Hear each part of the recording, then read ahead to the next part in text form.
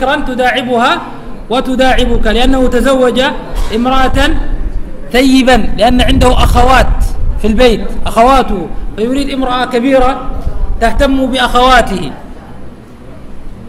Jadi jawaban tadi, mana yang lebih baik, menikahi janda atau perawan? Maka katanya lebih bagus menikahi gadis perawan. Mengapa demikian? Karena itu sendiri yang diperintahkan oleh Rasulullah. Kenapa demikian? Pada suatu saat ada seorang sahabat namanya Jabir bin Abdullah.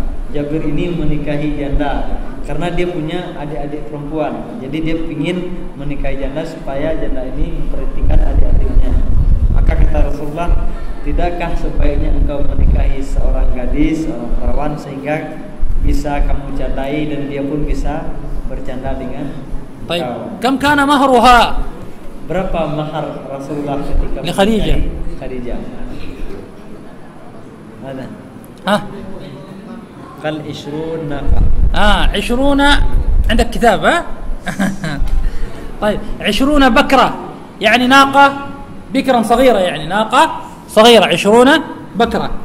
Jadi mahar Rasulullah SAW pada saat itu adalah 20 ekor unta. Unta bakra itu unta yang masih muda, masih kecil. لكن هذا ليس مهره عليه الصلاة والسلام بعد البعثة، هذا قبل البعثة. أما مهره عليه الصلاة والسلام بعد البعثة لزوجاته وبناته كم تذكر؟ منه 100 لبنت أبي سفيان. لا كلهم، ما أصدق رسول الله صلى الله عليه وسلم لبناته وأزواجه أكثر من 13 أوقية والله أعلم. فكان مهره بعد البعثة قليلا لبناته ولزوجاته، لكن هذا كان قبل البعثة، فأصدق خديجة 20 ناقة. Jadi mahar Rasulullah SAW untuk Khadijah berapa? 20 ekor unta yang masih muda, tapi itu sebelum kenabian. Dan setelah Rasulullah menjadi Rasul, maka mahar Rasulullah kepada untuk istri-istrinya yang lain itu tidak banyak, tidak sebanyak itu, sedikit. Demikian juga mahar untuk putri-putri beliau juga tidak banyak, tidak besar jumlahnya. Wa abna'uhu alaihi salatu wassalam kulluhum min Khadijah illa Ibrahim. Kemudian anak-anak putra dan putri Rasulullah itu semua dilahirkan oleh Khadijah kecuali Ibrahim. Wa abna'uhu min Khadijah man? Siapa saja anaknya? Fatimah. Thumma huwa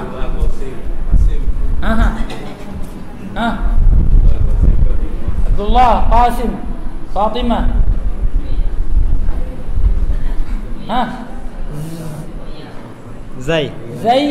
Zainab, thumma Ruqayyah, thumma Kalthum. أولاده عليه الصلاة والسلام وبناته كلهم من خديجة إلا إبراهيم فإنه من ماريا. أما زينب ورقية وأم كلثوم وفاطمة 4 بنات. زينب، أم كلثوم، رقية، فاطمة، هؤلاء بناته عليه الصلاة والسلام من خديجة. وأولاده القاسم وعبد الله هؤلاء كلهم من خديجة رضي الله عنها وارضاها. Jadi anak-anak Rasulullah itu semuanya dari Khadijah kecuali Ibrahim dari Maria Qibtiyah. Adapun dari Khadijah ada 6 anak beliau, yaitu Al-Qasim, kemudian Abdullah, dan berikutnya ada sedangkan yang wanita adalah Zainab, kemudian Ruqayyah, Ummu Kulthum, dan Fatimah. Kita ulang, yang laki-laki Al-Qasim, kemudian Abdullah, yang wanita Zainab, Ruqayyah, Ummu Kulthum, Fatimah. Ummu Kulthum itu ejaan Arab yang sahihnya Ummu Kulsum, bukan Ummi Kalsum. Ummu Kulthum pakai ta. Ummu Kulthum. طيب هل تزوج عليها في حياتها هل تزوج امرأة أخرى في حياة خديجة؟ Apakah Rasulullah menikahi wanita lain ketika menikah dengan Khadijah? لا أبدا. ماذا؟ Madama ma Khadijah ma tazawaj. ما تزوج. طيب نقف هنا بحول الله وقوته ونكمل إن شاء الله في الدروس القادمة. وصلى الله وسلم وبارك على نبينا محمد وآله وصحبه أجمعين. إذا كان أستاذنا عنده إضافة فليتفضل مشكورا. Jadi kita cukupkan sampai di sini. Kemudian mungkin ada beberapa hikmah lain yang kita lihat dari perjalanan hidup Rasulullah. Nabi Muhammad SAW ayahnya meninggal ketika beliau masih dalam kandungan. Kemudian ketika usia 6 tahun ibunya sudah meninggal. Usia 8 tahun kakeknya meninggal. Diasuh oleh pamannya. Pamannya itu miskin tapi banyak anak. Kira-kira orang sekarang melihat anak seperti ini gimana? Gimana? Kuat itu, tapi ada di beberapa daerah orang menjadi ini tanda anak sial, pembawa sial. Belum lahir bapaknya sudah meninggal, kecil ibunya sudah meninggal, habis itu kakeknya meninggal. Nah, tetapi sampai di sini tak ada sejarah satupun mencatat ada orang Quraisy yang memandang Rasulullah ini waktu kecil dianggap pembawa sial. Karena memang tidak ada itu, tidak ada orang yang membawa sial. Nah, jadi oleh karena itu apapun penderitaan kita, bagaimanapun kondisi anak kita, jangan pernah berpikir yang bukan-bukan. Semuanya pasti diberi nikmat, ada berkah, ada nikmat, ada rahmat diberikan oleh Allah kepada masing-masing anak-anak ini. Jadi jangan pernah kita berpikir buruk sangka. Kemudian kita lihat juga bagaimana Abu Talib ini kan miskin, anaknya banyak, tetapi beliau amanah menjaga Nabi Muhammad sallallahu alaihi wasallam. Beliau tidak memperlakukan Nabi secara semena-mena. Tidak menjadikan alasan karena kita kan susah, hidup susah. Rasulullah tidak diperasnya. Rasulullah tidak tidak diperlakukan dengan kejam. Padahal Abu Talib ini kan hidupnya di zaman jahiliyah. Di zaman jahiliyah, dan Abu Talib pun meninggalnya dalam keadaan jahiliyah, tidak masuk Islam. Tetapi tidak pernah terpikir oleh beliau untuk menyakiti anak yatim, untuk memeras Rasulullah SAW, memperlakukannya seperti budak, tidak pernah. Oleh karena itu mari kita ambil pelajaran bahwa pada masa jahiliyah itu saja Abu Talib tidak pernah berpikir sedemikian rupa. Mengapa kita sekarang misalnya ketika dititipkan anak yatim sama kita berlaku semena-mena, hartanya dimakan, kemudian yakni mereka kita perlakukan lebih buruk daripada pembantu, padahal barangkali masih kerabat kita. Agaknya kita masih lebih jahiliyah daripada Abu Talib. Jadi mari kita renungkan hal-hal semacam ini.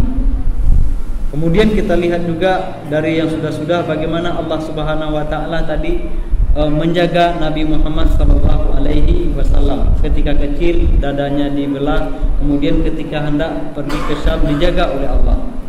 Ini pelajaran juga bagi kita.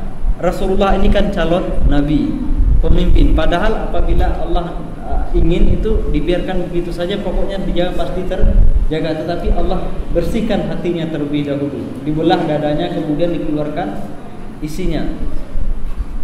Nah, Allah saja ketika hendak membina, mempersiapkan calon pemimpin, demikian Allah menjaganya.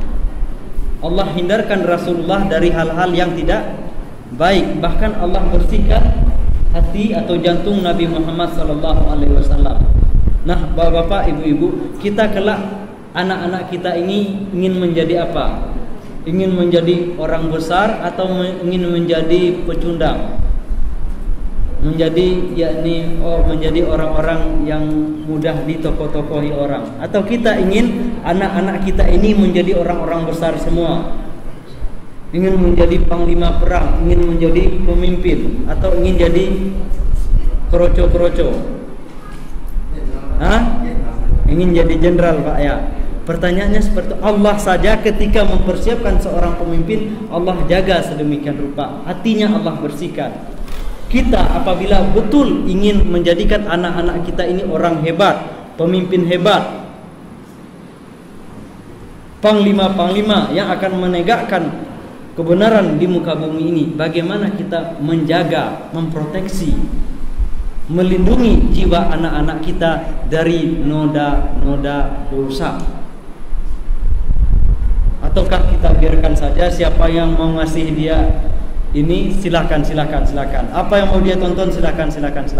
Kemudian kita berharap anak kita ini akan jadi orang hebat. Kayaknya lebih hebat lah kita daripada Allah. Kalau dikaji-kaji kan begitu jadinya. Allah saja mempersiapkan sedemikian rupa, dilindungi oleh Allah. Ini pelajaran penting. Mengapa itu diceritakan dalam kitab sejarah? Pasti ada hikmahnya. Dan barangkali inilah yang harus kita petik, bahwa pemimpin itu tidak hanya dilahirkan, tetapi istilah orang sekarang diciptakan. Artinya dikondisikan dari awal.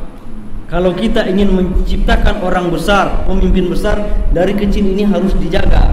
Jangan biarkan hal-hal yang tak baik masuk ke dalam otaknya, masuk ke dalam jiwanya juga, raganya. Ini diantara pelajaran yang bisa kita ambil dari sejarah perjalanan hidup Nabi Muhammad SAW, karena memang beliau dijadikan sebagai uswah, sebagai teladan bagi kita semua. Seluruh aspek hidup Rasulullah adalah uswah bagi kita semua.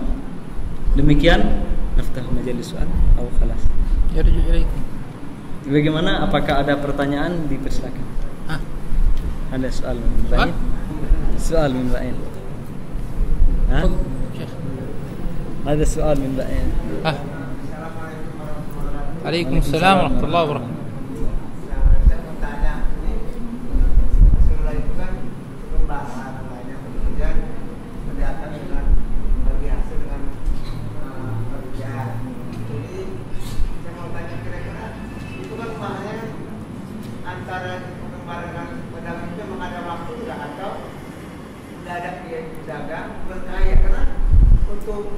Untuk ulama kerja besar saja 20 juta.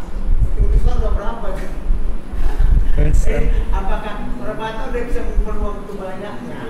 Tadi pengembala memang bagi ada dasarnya. Qalla hasba akhbar ini asbab ma kunna qabla hada الرسول كان راعي الغنم ثم يذهب بالتجارة مرة واحدة هل يكفي هذا لجمع المال حتى وصل إلى 20 ناقة؟ صحيح، سؤال مهم. هذا العرب عندما يتزوجون تجمع القبيلة له، القبيلة تجمع له هذا. ولأن النبي صلى الله عليه وسلم ما كان عنده هذا المال الذي يشتري به، لكن الذي زوجه هو أعمامه وقبيلته بني هاشم. Jadi begini tradisi orang Arab itu, apabila ada yang mau menikah maka itu satu marga itu kumpul ini, mereka patungan. Jadi Nabi itu menikah tidak dari kantongnya sendiri, tapi paman-pamannya banyak. Ini mama aja. Beda-beda. Nini mama kalau orang Padang kan dari ibu, ini dari bapaknya. Nah, mungkin nini mama versi orang Karo, orang Batak iya. Tapi kalau versi orang Padang enggak. Nah, karena kan dari paman-paman beliau dari pihak ayah itu saja ada 10 orang. Itu anak Abdul Muttalib. Di atas itu lagi Bani Hashim. Nah, Hashim itu punya beberapa orang anak. Kalau tidak salah ada 4. Nah, masing-masing itu tentu ada lagi anak-anaknya lagi. Paling tidak ada 2, itu Bani Al-Muttalib dan Bani Abdul Muttalib. Nah, mereka semua yang mengumpulkan harta untuk iuran untuk menikahkan Nabi Muhammad sallallahu alaihi wasallam. أما مهره للفائدة، مهر النبي عليه الصلاة والسلام لزوجاته وبناته بعد البعثة فكان يساوي حاليا 135 ريال فضة، 135 ريال فضة، 12 أوقية، 12 أوقية، يعني قليل جدا. أنا أظن حسبته يخرج 300,000 روبية تقريبا. Jadi itu tadi mahar Rasulullah sebelum kedatangan Islam. Setelah menjadi Nabi, setelah menjadi Rasul, ini hada likulli mar'ah aw al-jami'? لبناته وزوجاته جميعا. likulli wahidah أو المجموع. لا لكل واحدة 12 وقية. Jadi tetapi setelah menjadi nabi, menjadi rasul, mahar yang dibayarkan oleh Rasulullah untuk istri-istrinya maupun mahar yang diterima oleh putri-putrinya itu tidak lebih dari 12 uqiyah.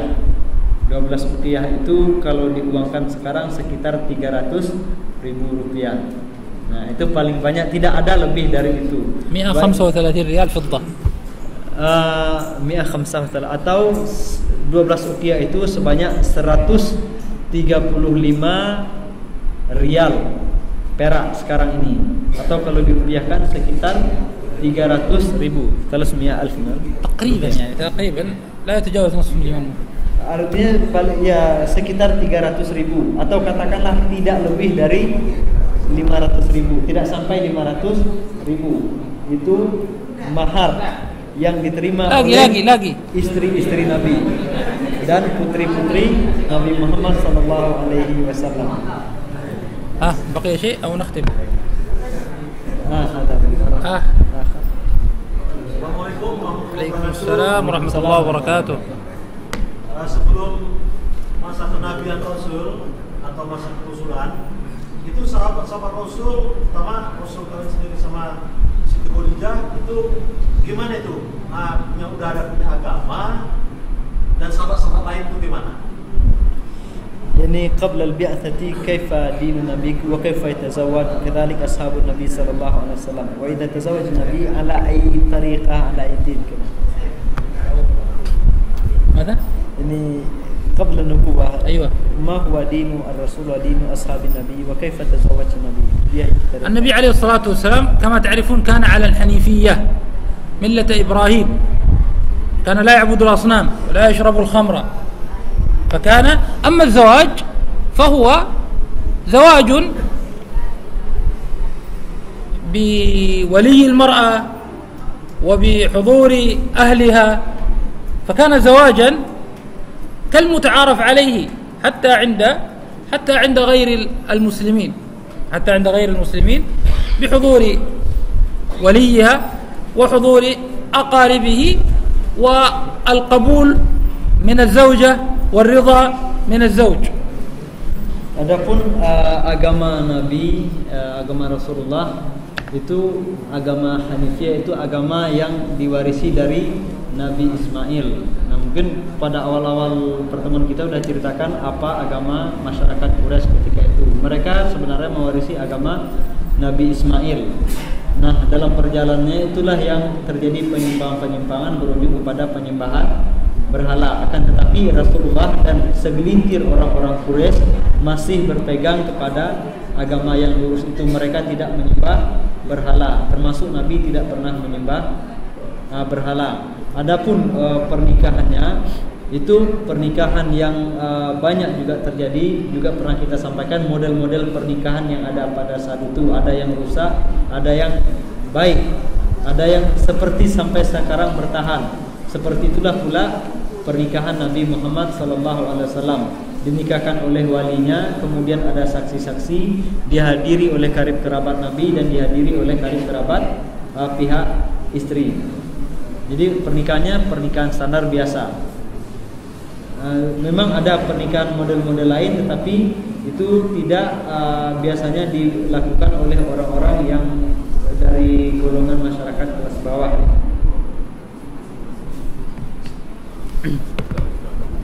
أعطيه. طيب نختم. واحد آخر سؤال. آخر. Ini soal terakhir. Saudah istri kedua dari Rasul, apakah dia dinikahi Rasul sudah Khadijah meninggal? Karena Saudah tadi itu waktu kerasulan Nabi dia dinikahi. Saudah kata binti Jammah. Ini kan istri kedua Nabi. Apakah dia dinikahi Rasul sudah Khadijah meninggal? Karena katanya itu saudari tadi dinikahi waktu kerasulan Nabi. Saudah mata tazawwajah Nabi sallallahu alaihi wasallam. بعد وفاة خديجة. بعد وفاة. Jadi Saudah itu dinikahi setelah Khadijah meninggal. Setelah Khadijah meninggal, tak lama setelah Khadijah meninggal, Rasulullah langsung menikah dengan Saudah. Itu berarti sudah Nabi umur 40-an ya? Hah? Nabi umur 40-an ini.